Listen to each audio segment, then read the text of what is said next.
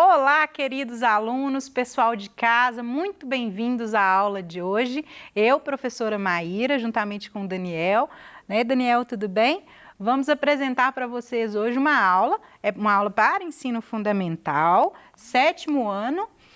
Essa aula nós vamos trabalhar especificamente a evolução das máquinas. Na última aula, nós havíamos começado a falar das primeiras máquinas, mas falamos de máquinas ainda muito simples, ainda os instrumentos de pedra lascada, de pedra polida. Estávamos falando das primeiras maneiras que o ser humano teve para utilizar do atrito, do choque de uma pedra contra uma madeira, por exemplo, para fazer uma coisa que ele precisasse ali, um utensílio para poder derrubar uma madeira, para fazer uma canoa, fazer algo que ele fosse utilizar no dia a dia dele ou para perfurar uma caça, um animal, por exemplo. Então, nessa aula anterior, nós vimos as coisas ainda simplificadas demais em relação ao que nós temos hoje de grandes tecnologias, do que é, de fato, a evolução das máquinas. Então, nós vamos dar um passo seguinte hoje, dando continuidade a essa habilidade de discutir a aplicação ao longo da história das máquinas simples e propor soluções e invenções para a realização das tarefas mecânicas cotidianas. Só que nós vamos dar um passo na história. Nós éramos pequenos grupos humanos, pequenos grupos nômades que se deslocavam em busca de recurso. Esse recurso podia ser alimento, esse recurso podia ser abrigo, esse recurso podia ser fugir de clima ou de situações que colocassem nossa vida em risco. E esses pequenos grupos, eles se deslocaram terra afora, principalmente após o final do último período glacial. A gente está falando de 20 mil anos para cá. E aí a gente vai entrar numa parte que a gente chama de Revolução Neolítica. Olha a gente falando de história de novo na aula de Ciências da Natureza. Mas é importante a gente dar esse passo atrás, por quê? Porque à medida que o ser humano foi se deslocando e cobrindo todo o planeta Terra, conhecendo novos continentes, ele também conheceu novos materiais, ele conheceu novas formas de sobrevivência. E houve também uma mudança super importante nesse momento, que foi o estabelecimento de uma vida sedentária, mas não aquele sedentarismo de não faço exercício físico, não vou à academia. Eu estou falando do sedentarismo no sentido de modo de vida do ser humano. Nós deixamos de ser nômades e passamos a sedentários. E aí as primeiras cidades do registro arqueológico, elas vão surgir aproximadamente em torno de 10 mil anos atrás. Um exemplo é essa cidade na Turquia, que é Çatalhöyük, que eu não sei bem a pronúncia, para ser bem sincera, mas é mais ou menos por aí, uma língua muito diferente da nossa, mas é uma cidade interessantíssima como registro arqueológico, porque é uma cidade de mais ou menos 10 mil anos de idade, uma cidade que mostra para a gente que é quando o ser humano estava se estabelecendo e esses pequenos grupos que se deslocavam pelo ambiente, eles começaram a viver num local só. E isso só foi possível porque a gente estava adotando um processo de domesticação que envolvia não só a domesticação animal, mas a domesticação de plantas também, que seria a agricultura. Nós passamos a não depender tanto de ser caçador-coletor, de andar por aí coletando frutas, caçar o que a gente tivesse oportunidade, viver em pequenas tendas, cavernas, abrigos improvisados. A gente passa a cultivar. No momento que a gente começa a cultivar mais e mais, a gente tem alimento para os períodos que normalmente a gente migraria para áreas que a gente não teria alimento naquela que a gente estava naquele momento. Então, a gente não depende tanto mais do clima, por exemplo, para a sobrevivência, porque a gente aprende a plantar e armazenar o alimento.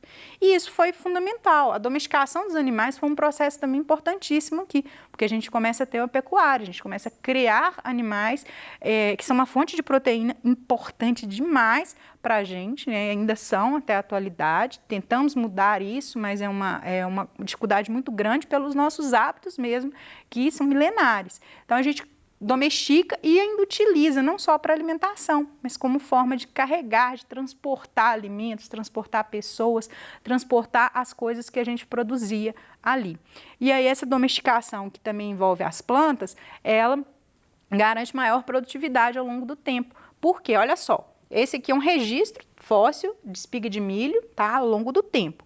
E a primeira espigazinha aqui, a primeira que a gente está mostrando, ela tem em torno de 4 mil anos de idade. Olha a simplicidade dessa espiga, ela vai ter pouquinhos locais para ter grãos de milho. Ela é magrinha, pequenininha, reduzida. Essa espiga de milho de 4 mil anos, à medida que a gente vai trabalhando ali o processo de seleção artificial.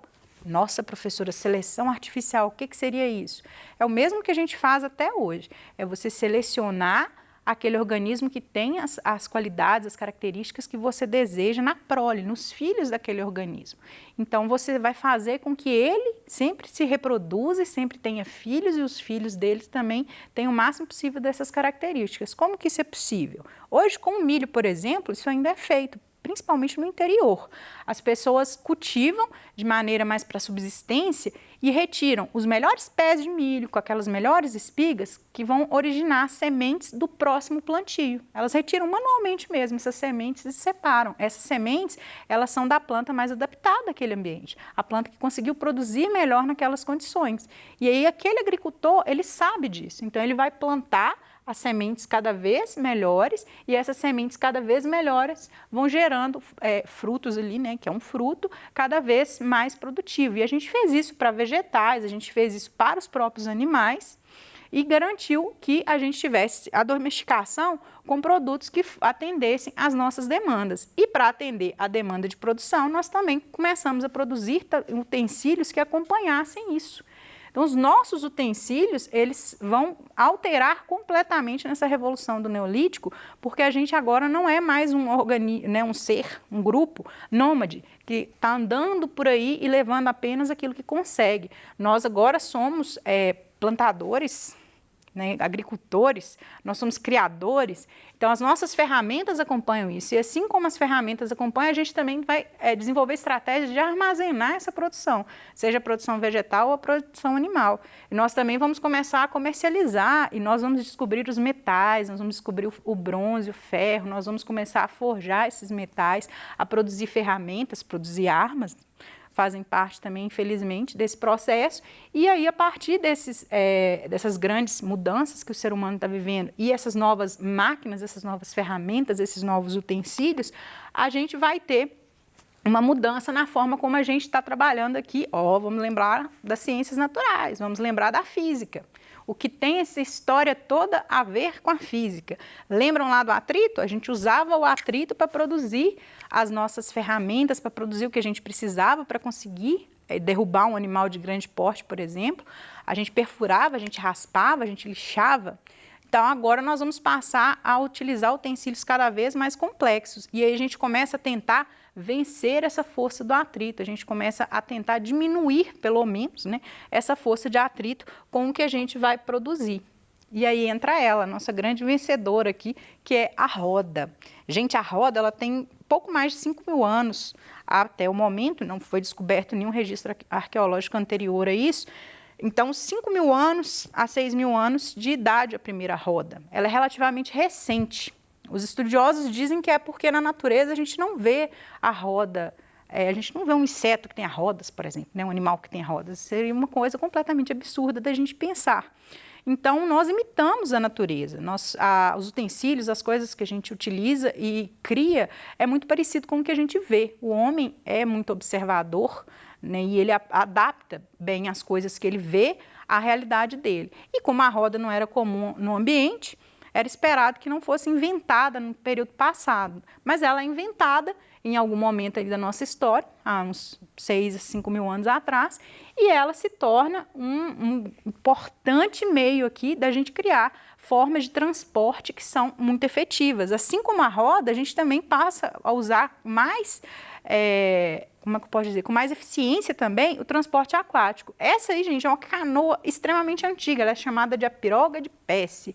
Ela foi encontrada, né, conservada, de madeira, mas foi conservada porque ela ficou num solo de turfo, um solo congelado. Esse solo congelado permitiu a conservação dela até ela ser encontrada em meados da década de 50 na construção de uma estrada.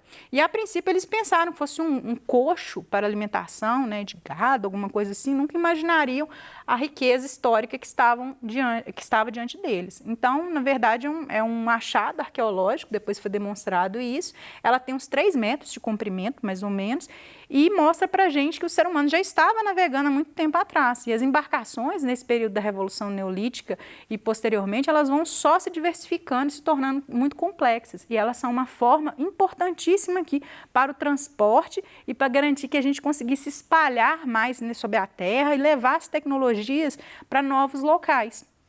E com isso a gente tem as carruagens, a gente tem um transporte registrado, inclusive, nas pinturas rupestres, que eu adoro trazer para vocês conhecerem melhor a nossa história através dos nossos artistas do passado. Então, nós cavalgávamos, nós usávamos animais para traçar, né, para puxar essas carruagens e deslocávamos também sobre a água. Nós ficamos, assim, né, não mais nômades, mas com uma capacidade de chegar a novos ambientes, chegar a novos locais muito grande e transportando coisas imensas, coisas impensáveis para o ser humano de poucos milhares de anos atrás. Então, uma grande demonstração que a gente pode ter que eu acho que é icônico para todo mundo, são as pirâmides do Egito. Então, a gente olhar uma pirâmide como essa aqui e imaginar a sua construção no passado. A gente imaginar uma pirâmide construída 5.000 anos atrás, pensar como foi possível aquele ser humano que não tinha um trator, que não tinha um caminhão, ainda mover placas gigantescas, blocos imensos de pedra e construir algo que até hoje impressiona os olhos humanos. Então, essas construções, como que foi possível, né? O que permitiu a gente chegar a esse auge aí? É bem complexo da gente pensar se a gente não testar, se a gente não for para a parte de avaliar como que isso aconteceu na prática. Então, eu convido vocês a gente pensar um pouco sobre as primeiras ferramentas. Então, as primeiras ferramentas que a gente tem, uma das coisas mais utilizadas é o sistema de alavanca, que ele fornece para a gente uma forma de deslocar uma massa, né, um corpo muito pesado, com um esforço menor. O sistema de alavanca, ele na nossa cozinha é cheio dele, né, e à nossa volta também. Um exemplo é o espremedor de batatas, que a gente conhece muito bem. Esse aqui é um sistema de alavanca típico, tá, gente? A gente tem um ponto de apoio, então eu vou segurar ou vou apoiar sobre a bancada e aqui eu vou prensar aquele, né, alimento que eu quero fazer com que ele vaze aqui pelos furinhos. Então, a alavanca, ela está apoiada e vai prensar. Eu vou fazer um esforço muito menor do que eu faria se eu estivesse diretamente utilizando as mãos para fazer aquilo ali ou o instrumento direto. Se eu estivesse segurando nessa parte aqui e apertando sem haver um ponto de apoio nítido aqui. Então, o sistema de alavanca, ele sempre vai ter o ponto de apoio e a alavanca funcionando a partir dele. Aí pode variar. Às vezes, esse ponto de apoio é intermediário, como é o caso da tesoura. Quando eu pego uma tesoura, o que eu estou vendo aqui nela é um ponto de apoio, que é essa parte, né, em que a mão vai estar a maior parte dela, e geralmente o dedão a gente usa na parte que vai ficar móvel. Então, a tesoura é um sistema de alavanca. A gente utiliza ela para o corte, fazendo esforço bem menor e com uma riqueza, né, maior ali de detalhes que a gente consegue utilizar, e é um sistema de alavanca típico, assim como são os alicates, como são tantos outros instrumentos e ferramentas do nosso cotidiano utilizados a partir desse sistema de alavancagem. Então, o ser humano, ele começou a utilizar a alavanca muito lá atrás. E a alavanca não vai explicar sozinha, lógico, a construção das pirâmides, mas a gente tem alguns detalhes aqui importantes. Primeiro, a gente tem que considerar que aquelas rochas retiradas, grande parte delas desceu o rio Nilo, que é um importantíssimo rio lá na região do Egito, né? E esse rio, as embarcações, podiam levar esses blocos imensos de pedra sem o esforço humano, sem esforço animal. O rio, simplesmente a água, né, vencendo ali as forças de atrito que a terra estaria infligindo sobre o deslocamento daqueles blocos. Então, grande parte do deslocamento, a maior parte da distância era percorrida na parte aquática, através de embarcações. E aí eu trago para vocês aqui um sistema de rolamento de blocos, que esse sistema de rolamento, a gente tem que pensar nele, assim, eu até coloquei um desenho aqui de um homenzinho para a gente imaginar. A gente tinha blocos, pessoal, até de 80 toneladas nas pirâmides, e esses blocos, quando a gente fala deles, é até difícil da gente imaginar a proporção, mas existiam blocos menores, de 2,5 toneladas. Mas o que são 2,5 toneladas? Bom, 2,5 toneladas, pensando nesse homenzinho aqui, pequenininho, desenhado, seria relativo a 3 Fuscas empilhados. Mais ou menos o peso, 3 Fusquinhas. Todo mundo aqui conhece o carro Fusca, né? E aí, para rolar esses blocos era relativamente simples, uma estratégia que é usada ainda até hoje. Você colocar uma madeira roliça, né, que vai funcionar tal qual a roda, só que é uma madeira, e você vai substituindo. Você rolou um pouco esse bloco, você substitui a madeira lá na frente, ou coloca uma quantidade suficiente de madeira para que ele role na distância que você deseja. E aí você consegue fazer com que esse deslocamento ocorra com menos esforço. E é lógico que existia o sistema de alavancagem aqui, ó, pessoal. Esses blocos, não só rolados, como também puxados por corda, e o sistema de alavancagem que poderia empurrá-los aqui e garantir que eles fossem rolados até aonde era de interesse. E aí você tinha menos esforço humano nesse processo. Além do mais, né, peguei emprestado lá do meu filhotinho de 5 anos o carrinho aqui, porque os carros também eram utilizados. Então, você também tinha pequenas carruagens aqui que eram utilizadas para a movimentação desses blocos, traçados por animais ou pelos próprios seres humanos. Então, a roda também já era muito utilizada aqui diretamente para o transporte desses blocos. Mas e aí, como que a gente empilha esses blocos e chega a uma altura de um prédio de 49 andares, que é o caso de algumas pirâmides maiores lá no Egito? Nós estamos falando aqui de um sistema construtivo que foi demorado a ser compreendido. Existem muitas teorias, mas recentemente pesquisadores avaliaram o interior dessas pirâmides, a densidade de materiais dispostos no interior. Então, as pirâmides, elas funcionam como sarcófagos, elas funcionam como uma forma de homenagear pessoas que foram mortas, né, que morreram no passado, e aí elas são colocadas ali dentro. Então, ninguém morava ali dentro, mas a estrutura delas foi avaliada sob o ponto de vista de como que ela foi construída e entendida da maneira como foi depositado material no interior dela. E percebeu-se que há uma densidade muito grande de material na parte que a gente pensa ser a parede da pirâmide. Então, foi entendido que existem rampas internas ali.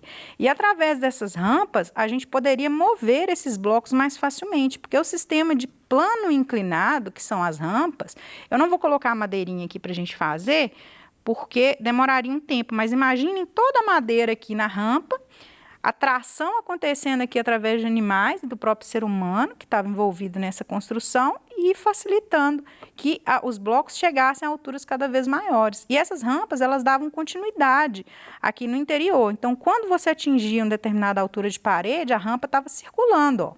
Ela estava circulando e chegando a outros pontos. Quando chegava no finalzinho aqui dessa parede, a gente teria uma nova rampa mais alta ainda nesse interior. Então, eu fazendo um esquema de zigue-zague aqui dentro da pirâmide até alcançar as alturas maiores. E a gente pode ver que é um sistema que também, com certeza, utilizou uma outra forma construtiva aqui tão importante quanto que a gente usa até hoje, que é um sistema de roldanas, que a gente usa, não é incomum, a gente vê em vários tipos de máquinas diferentes, mas as roldanas, lógico, tem a roda incluída, né, tem corda, e aí você vai apoiar essa corda na rodinha, e aí ter como utilizar essa rodinha para puxar coisas extremamente pesadas que normalmente você não conseguiria movimentá-las. Então, esse sistema de roldana, ele com certeza foi utilizado aqui em guindastes e outras estruturas na construção das pirâmides. E não é à toa que elas têm um formato piramidal. Então, não são só as pirâmides do Egito que existem. Existem pirâmides pelo mundo afora, nessa faixa de idade, né, de 5 mil anos, 3 mil anos atrás. Na América do Sul mesmo, a gente tem pirâmides astecas, pirâmides incas, mais. Então, a gente tem construções milenares que têm essa estrutura piramidal. E aí o mistério, por que, né, pirâmide? É uma questão muito simples aqui que envolve também a física na parte da perspectiva da gravidade. Por quê? Quando a gente empilha blocos sem ter uma estrutura que a gente tenha vigas, cintas, pilares, esse empilhamento de blocos, ele vai fazer com que você tenha mais instabilidade, mais que eles sejam próximos, por mais bem feito que seja. E o sistema de pirâmide, com a base mais larga e a construção afunilando, ele garante mais estabilidade para esse tipo construtivo, que é nada mais do que uma pilha, né, de pedras extremamente pesadas. Então, a pirâmide, ela representa também uma forma de domínio do ser humano das formas de construção nesse período, já que ele não tinha uma estrutura para fixar de maneira adequada aquela construção, ele constrói de forma que a própria estrutura em si, ela joga ali o esforço, o peso para a região central e ela é mantida ali, a força da gravidade, né, auxilia ela a se manter da formato que ela é. Então, gente, é isso. Mostrando para vocês que não tem tanto segredo. O segredo é o quê? É o ser humano utilizando essas observações que ele fez do ambiente, a roda e a evolução a partir do conhecimento dela, da existência dela, da construção e o espalhamento dessa informação mundo afora, a nossa colonização mundo afora, a troca de informações entre os diferentes povos foi fundamental para que essas tecnologias se desenvolvessem cada vez mais e culminassem no que a gente tem hoje. Então, na aula de hoje nós aprendemos que à medida que a humanidade evoluiu e se instalou formando as cidades, as máquinas se tornaram mais complexas para atender às novas necessidades que surgiram. Nossa espécie aprendeu a usar novos instrumentos que venciam o atrito para construir o mundo que nós conhecemos hoje. Então, com essa aula, eu espero ter trazido para vocês um pouco mais de conhecimento e um pouquinho mais de curiosidade para vocês se aprofundarem no assunto. Gostaria de convidá-los para, se tiverem dúvidas, me chamem lá no Tira Dúvidas, toda quinta-feira às 11h15. Estou à disposição de vocês e até a próxima aula, pessoal!